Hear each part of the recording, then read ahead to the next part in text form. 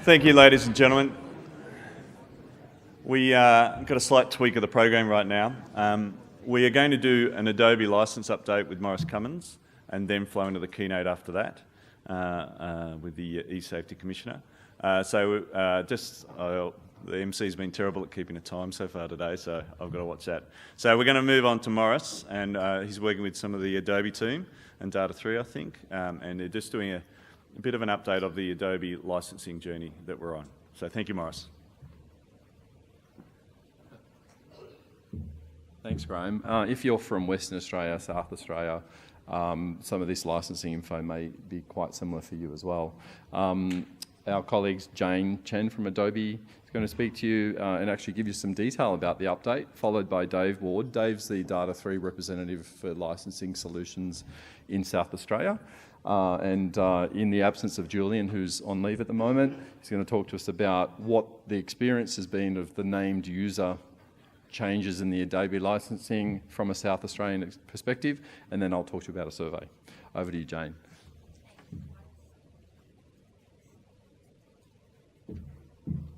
Hi everyone, I'm Jane. Okay, so I'm going to talk to you about the Adobe licensing changes here. So currently, as you know, when you go, you'll have like desktop applications, and when you deploy them, it's quite tedious. It's a serial number deployment. You have a serial key. You download the package and deploy to school, the kids or staff laptops or desktops. So moving forward, starting from now or November, that 2018 and beyond, what we're going to have is the named user model. So not only you get access to the applications, but now you actually get access to the mobile applications as well, and plus services such as Typekit and Spark. And a lot of the desktop apps also, such as Experience Design and Dimension, requires you to have services as well. So you get actually a lot more than we had previously. And all that is going to be for named user model. So what does that mean for named user model is you're going to be able to log in, like managing your licenses using your school emails. So the students, if they've got BYOD laptops, they can download the software and log in using their student email address and password to activate the software. So it's less work for you IT groups, and to actually serialize the devices they've got. And then you can because it's named user model, you can actually install the application in multiple devices. So not only your work device laptops, but also mobile, your home devices, and with one your login is your activation key. And obviously that this makes things a lot simpler and easier for you. And then in addition to that, every school is going to get their own admin console. What that means, you can actually manage all your licensing requirements within one stop shop, and as well as your packages for your softwares. You can packaging them through the admin console as well as support. So you do get you can raise tickets. There's a 20% you can raise support tickets and track it where they are and so on, and as well as you can. There's a user control. You can delegate these responsibilities to different teams within the school as well. And all that works. So, in getting your user into the admin console, there's a few different ways. And the recommended way, obviously, you can do it with your integrate with your Active Directory. So, use as user sync tool. You can sync it with Active Directory, and you can using and that's how you manage it. And we recommend that. And then single sign-on to your applications. So, if you've got Microsoft 365, and this is how exactly Adobe is going to work, just like Microsoft 365 with single sign-on. And in summary, basically, it's easy license management. So it's all through that portal, single portal. You've got, the staff and student can work anywhere, wherever devices they've got. They can install it themselves. They can activate themselves through their login.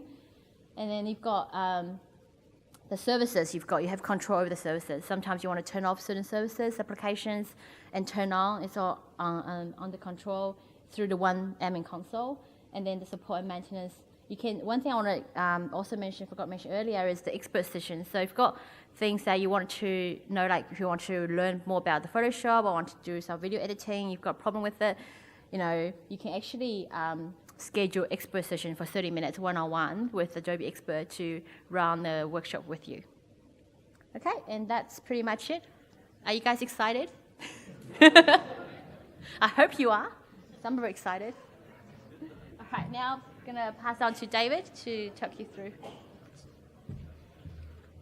Oh, howdy everybody. I'm Dave Ward from the Data 3 Adelaide office, just filling in for Julian, who's in our New South Wales office. He's in Japan enjoying himself. And we've also got Dave Wayne here, who's our National Education Manager. So I guess after this session, if you need to, got any questions, or because I'm sure you're thinking, oh wow, this is a big change, just grab us. We're on the Adobe stand today and tomorrow. So I guess Morris has asked us to talk around the name user piece, because I think in Australia, Department of Education in SA was the first education to move from serial number to named user. So we're about 1.5 years into that, and we've learned a lot. I think both Adobe have learned a lot around that, and I think that's really going to benefit you guys when we move, because we won't make the same sort of mistakes again. But overall, the move to name user has been really positive for the schools. They've been extremely happy. I'm sure most people who have experienced deploying Adobe software under the current agreement with serial numbers onto student devices has been really challenging, and also reclaiming that software back when the student graduates or leaves the schools, pretty much impossible. So moving to the name user, every school is going to be empowered with their own dashboard. You're not going to have to worry about going back to AIS essentially to be getting serial numbers or anything. You'll be empowered to deploy your software. From a student point of view, it can be as simple as student go to the adobe.com site, download a trial version. They'll just sign in with their school credentials and the software's activated. When that student's no longer in the design classes or leave the schools, the IT or through AD groups, you can just have that subscription removed and it'll come up as a trial on the student's device.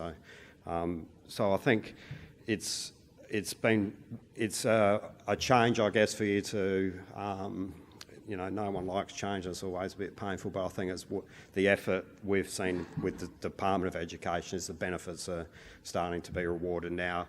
And to the fact where through the year you might need more student licensing, you can just add them. You don't have to wait, or it's been really positive. So, and I think you're probably freaking out, thinking, a serial number's going to stop working. How do we migrate? Do we have to migrate overnight and things? With the department, we've had, they've got over 1,000 schools, and it's been serial numbers have kept working. It's been a migration process to the named user, and it's worked well.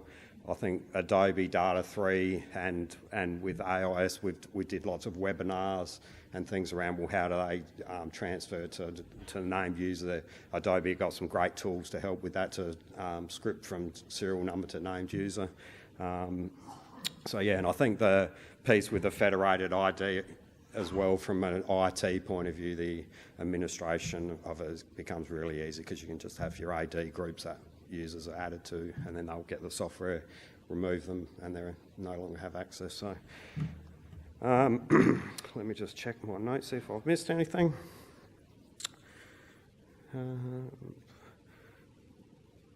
Yeah, I guess, from the commercial side of things, that's still being worked out and that's from the survey Morris will send out and working through what that all looks like. So I guess it'll be great when we can share what that looks like, so you actually know what the schools are going to have to be spending. But I think it's pretty exciting, and I'm sure that just the student piece is going to be a great benefit for the school. So, and that's all I've got. Thank you.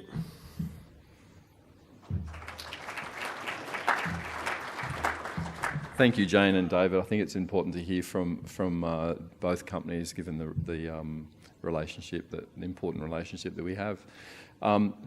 Jerry and Sasha and Jane and the team at Adobe have been trialling named user here in New South Wales, and these are the schools and outside of New South Wales. These are some of the schools that have been trialling named user.